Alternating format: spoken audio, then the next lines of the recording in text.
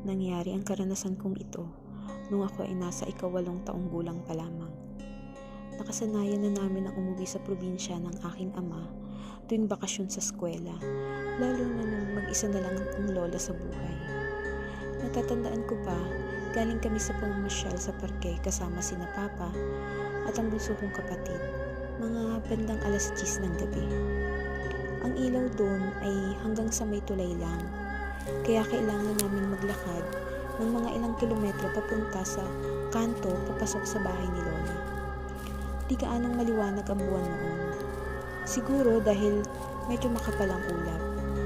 Para hindi namin maisip ang takot, nagkukwento si papa sa amin ng kung ano-ano. Lalo na nung medyo natabunan na ang buwan at halos wala na kami makita sa daan. Sa totoo lang, natatakot na ako ng mga oras na yun. Andyan pa yung malamig na simoy ng hangin na siya pang lalong nagpapatindig ng balahibo ko. Pa, malayo pa ba tayo sa kanto? Bakit parang mahaba na yung nilalakad natin?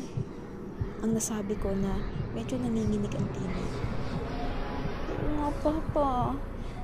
Baka lumampas na tayo.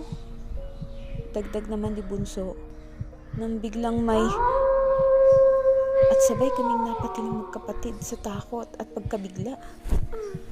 Si papa naman ay agad na niyakap kami magkapatid at sinabing tumuloy lang sa paglalakad sa gitna ng napakadilim na daan.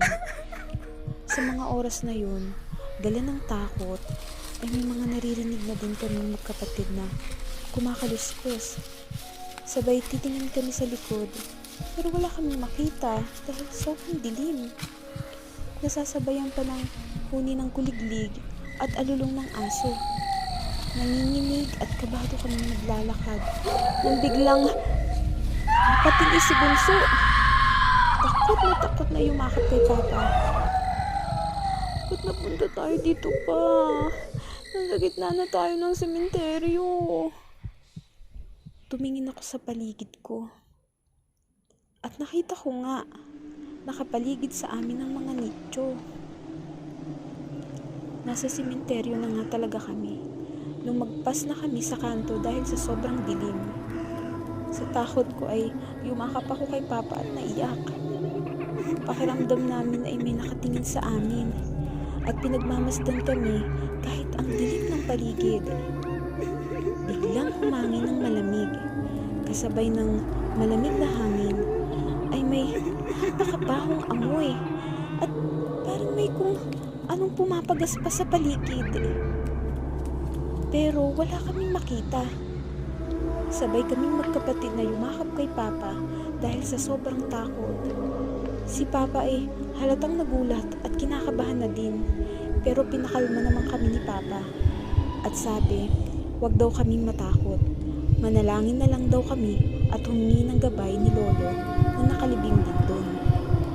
Dahan-dahan kaming naglakad palabas doon at tumungo pabalik sa kanto papasok sa lugar ng bahay ni lola habang ang aking kapatid ay humihikbi. Salamat sa Diyos at sa wakas ay nakaabot din kami sa bahay ni lola. Kinuwento namin ang nangyari kay lola at nalaman namin na kaarawan pala ni lolo, kaya daw maaga siyang gumising at nag-ali ng mga bulaklak at panalangin sa puntod ni lolo na siyang hindi namin nagawa ng araw na yun. Kaya kinabukasan, maaga kaming gumising at pumunta sa sementeryo at nanalangin sa puntod niya. Sa tapat sa